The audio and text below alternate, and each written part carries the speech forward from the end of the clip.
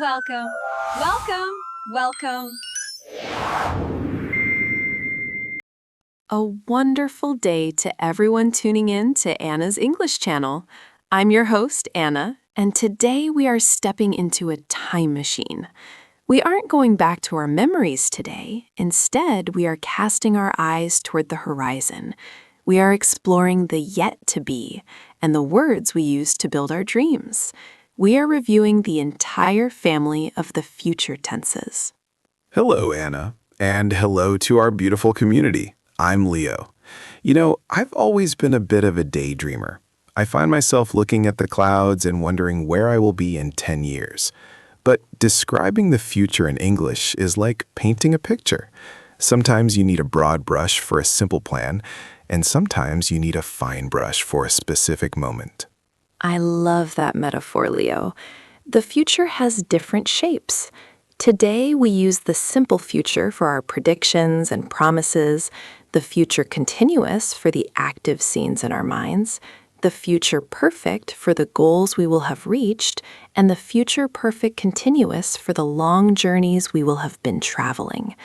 By the end of our talk today, you will have gained a clear map of your own future. I'm ready to start the engine. Thinking about the future always starts with that first maybe. So let's dive right into our big ambitions. Leo, let's talk about that 10-year version of yourself. What will life look like for you? I think I will probably be living in a house with a very large garden. I am going to build a studio where I will design sustainable buildings. I will not be working for a big corporation anymore. I will be my own boss. I promise I will make the world a bit greener. That's a beautiful vision. I predict that you will be very successful because you are so passionate. For me, I will probably stay in education, but I am going to write a series of books. I believe that people will find joy in my stories. I will be the first person to buy your book, Anna. But as we talk about these big dreams, I realize that dreams aren't just points in time. They are things we will be doing day by day. It makes me wonder, what will we be doing just a few days from now? That's a great question. Let's look at the active future. This time next week, Leo, what will you be doing? This time next Friday? Oh, I will be sitting on a train. I will be traveling to the countryside to visit my parents. While I am sitting there, I will be looking at the fields passing by, and I will be listening to my favorite music. It will be feeling so relaxing. I can almost feel the movement of the train. While you are enjoying the view, I will be preparing for a big workshop. I will be organizing my slides, and I will be thinking about all the new students I will be meeting. We use this ing form because we want to see the movement of our lives playing out. Exactly. It's not just I will do it, it's I will be experiencing it. But as the weeks and months pass, those active moments lead to results. Eventually, we reach a point where we can say, I will have finished. The future perfect. It's the tense of achievement. Leo, if we look at the end of this year, what will you have accomplished? By December 31st, I will have completed my advanced architecture certification. I will have passed all the exams, and I will have earned my license. I will have turned a difficult year into a year of victory. I am so proud of you already. By the end of this year, I will have recorded 50 episodes of this podcast. I will have reached listeners in over 100 countries. It's a wonderful feeling to look back from the future and see the goals we will have checked off our list. It gives us a sense of purpose. But there is one more layer, isn't there? Sometimes it's not just about finishing. It's about how long we will have been trying. It's about the marathon of the heart. This is where the real depth happens, the have been doing part. Leo, I know you are passionate about your music. By our next anniversary, how long will you have been practicing your guitar?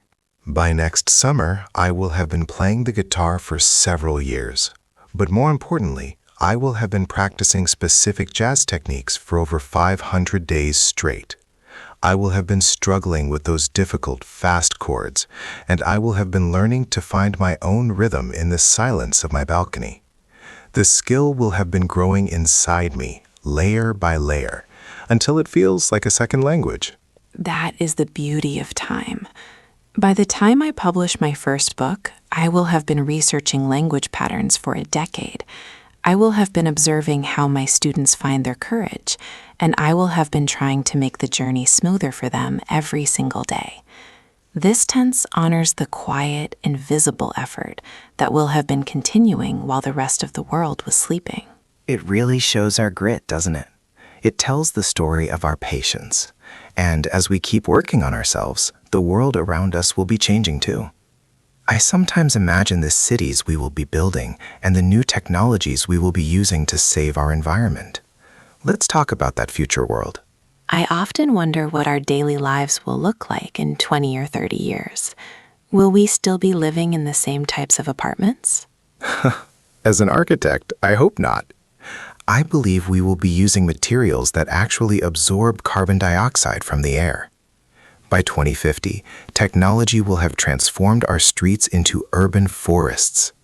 We will have been living in a high-tech world for so long that we will have forgotten what it feels like to see a gray, smoggy sky.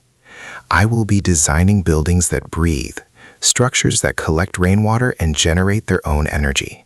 That sounds like a paradise, but a bit overwhelming. I hope that by then scientists will have found a way to protect the environment completely. I hope that researchers will have been working together so successfully that the Earth will be healing faster than we can imagine. We will see a planet where technology and nature will be existing in perfect harmony. I will definitely be a part of that movement. I will be focusing all my creative energy on these living structures. By the time the next generation takes over the world, we will have built a foundation of hope for them. It's a future I will be looking forward to every single morning when I wake up.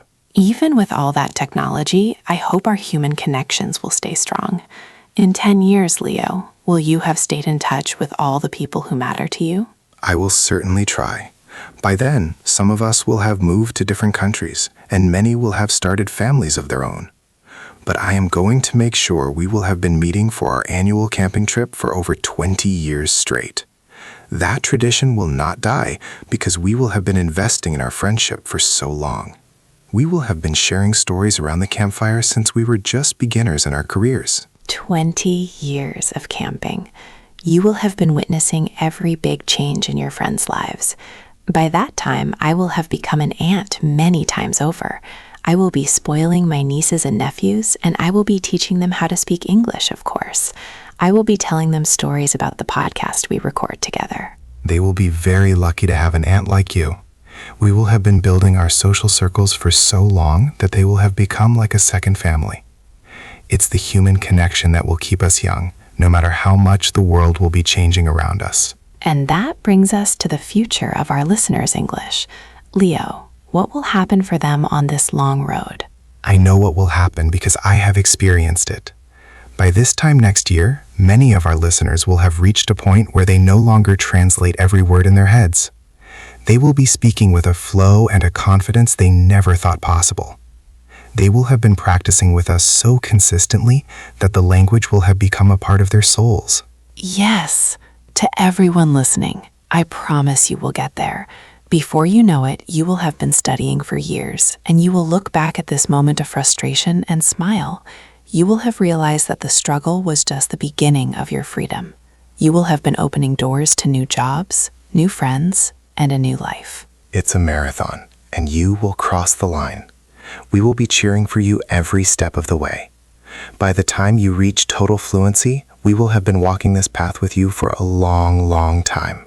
We will be celebrating your success together. As we close our journey for today, let's look at the threads of the future we have used. We will use the simple future for our promises and the main events of our lives. And we will be using the future continuous to see the movie of our dreams in progress, the sun setting, the music playing, the world turning. It makes our dreams feel real and alive. We will have added the future perfect for those achievement moments, the books we will have written, and the goals we will have met. It gives our future logic and a clear destination. And finally, we will have celebrated the future perfect continuous, the training, the persistence, and the heart that will have been beating behind every single success. That is the tense of hope. To our listeners, your future is a beautiful story waiting to be told. Use these tenses to write it. Don't be afraid to look ahead and say, I will do it, and I will have been working for a long time to make it happen. We are so excited for your journey. Thank you for being such wonderful companions today. I have been enjoying this vision of the future so much. I already feel more connected to my own horizon. Me too, Leo. Thank you everyone for listening to Anna's English channel. Until next time, keep looking forward with kindness, keep moving forward with courage, and keep speaking. Goodbye for now. Goodbye.